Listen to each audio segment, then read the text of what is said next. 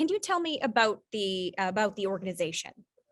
Well, we're a grassroots, all volunteer nonprofit. We're a 501c3, and we started in 2005. I initiated the nonprofit based on our ocean sunfish and basking shark sighting network.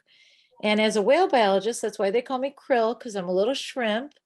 On the whale watching boats, we would see ocean sunfish offshore, and people get really excited. And so I thought, wouldn't this be great to have a community sighting network for this really big fish? And that's how we started with the nonprofit. And we've, expanded from there.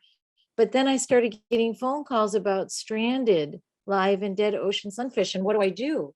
And I'm like, I don't know. I don't know what to do. I'm a whale biologist. So, we never let anything, strand. We never walked by anything. So we started heading down to the Cape, trying to figure out what was going on.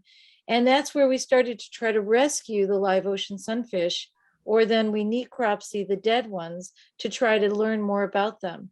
And that's where we're, jumping in the water and trying to do what we can for these animals.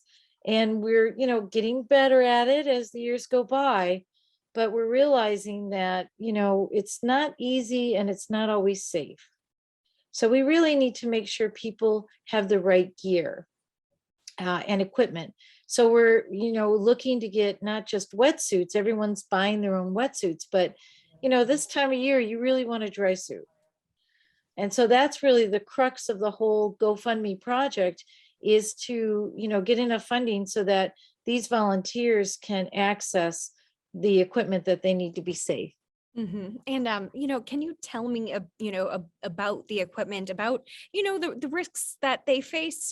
Should you guys not have these things? It's beyond what I can even imagine. Have you checked out any of the videos and stuff on I the Facebook? did, yeah, yeah. It's so pathetic.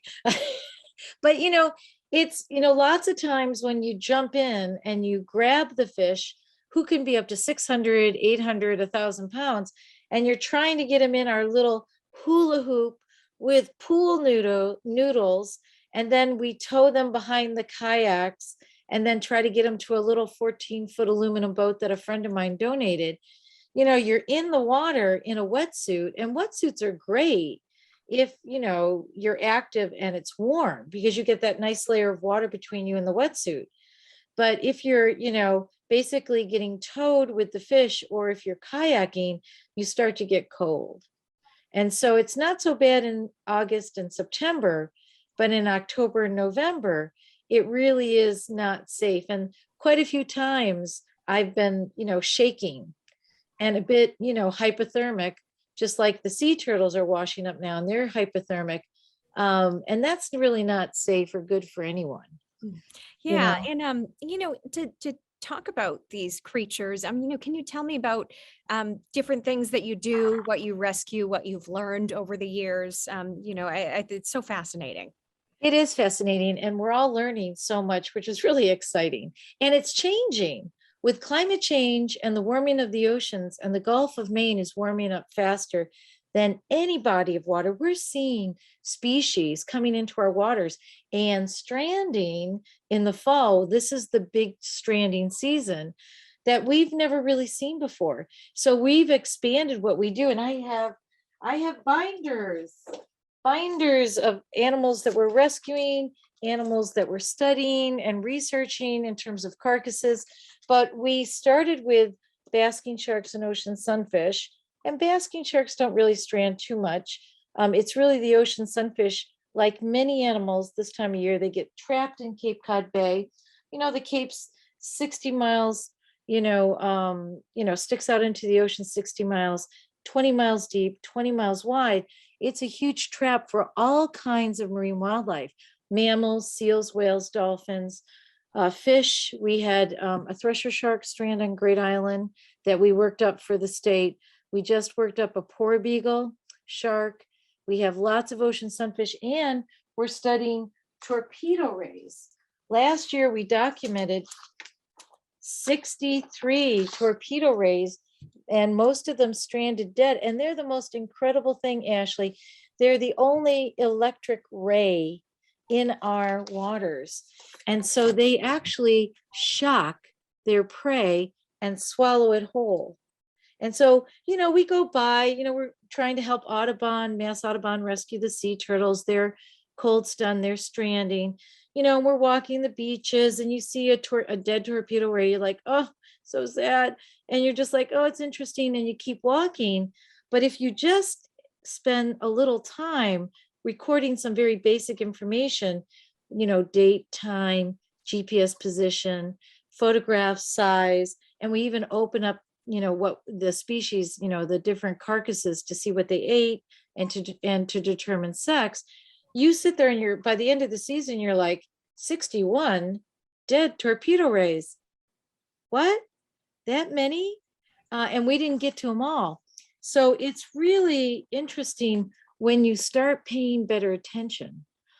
And it's really an important effort, because we don't walk by anything, whether it's an injured bird, a sea duck, a gannet, a loon, or it's a carcass that might hold information that could help other scientists better understand these species, or if it's a live ocean sunfish, or the live sea turtles coming in, or the thresher sharks, or the torpedo rays. It's all to us, to those who volunteer with NECWA and other people. It's also interesting, and it's important to document, to Yeah. see these changes.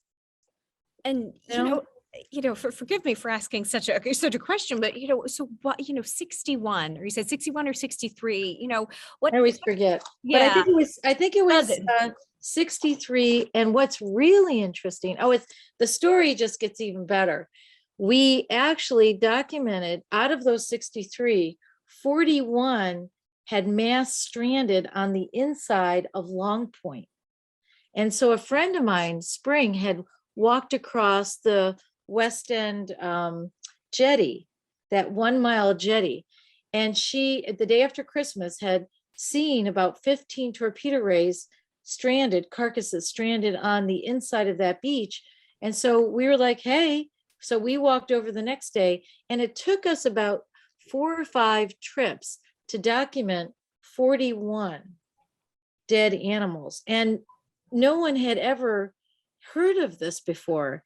And so we're talking with John Chisholm from the state and other people, and they're really excited about this information.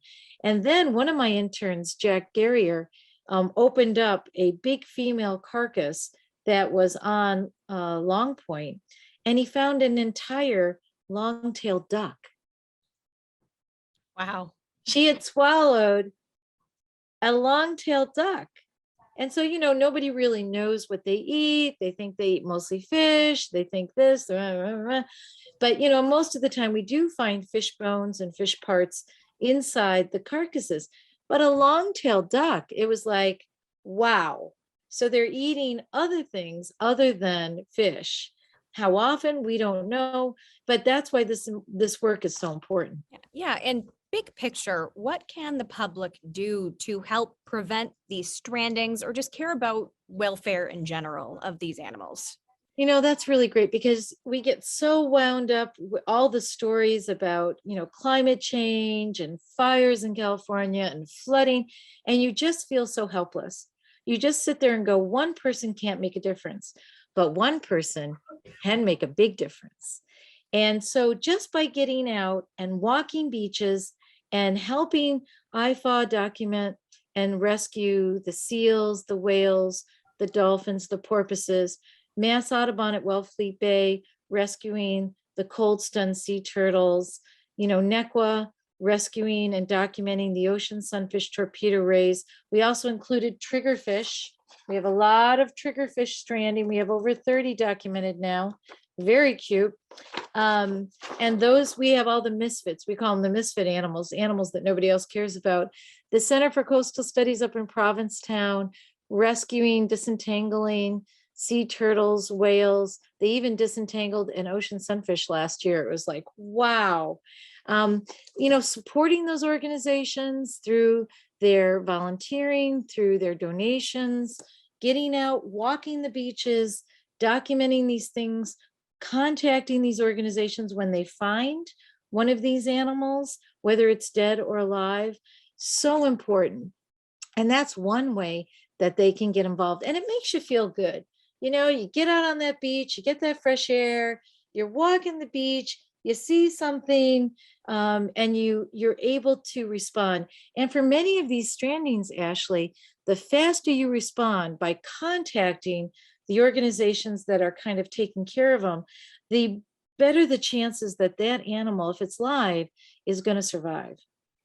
So, Mhm. knowing who to call, what to do, where to take the animals if you're allowed to, or just to, just stand by is really critical.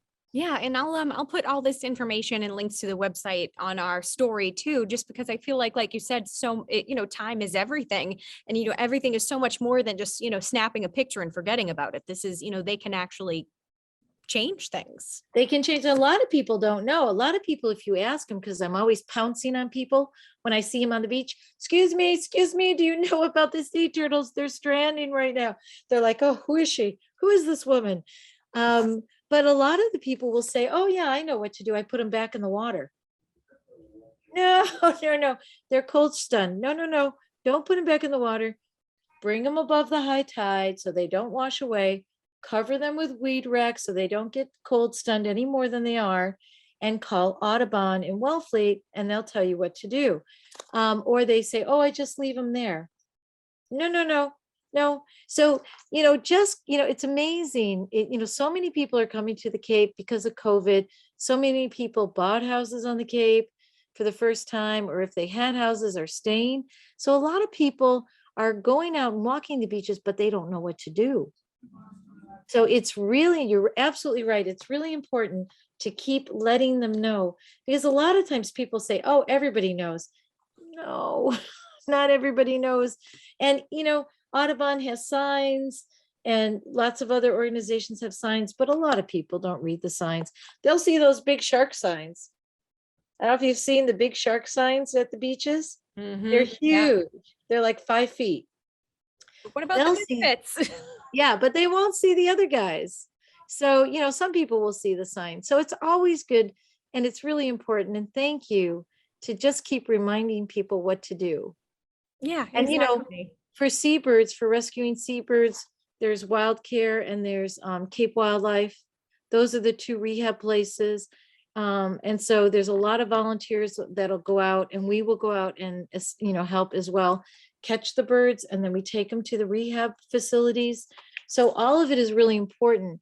And this is the stranding season. I mean, many animals will strand year round, but this is the time of year where everybody's kind of caught in Cape Cod Bay, can't figure out how to navigate out of it. So they're, confused. And then if they stay stuck in Cape Cod Bay too long, they become cold stunned or cold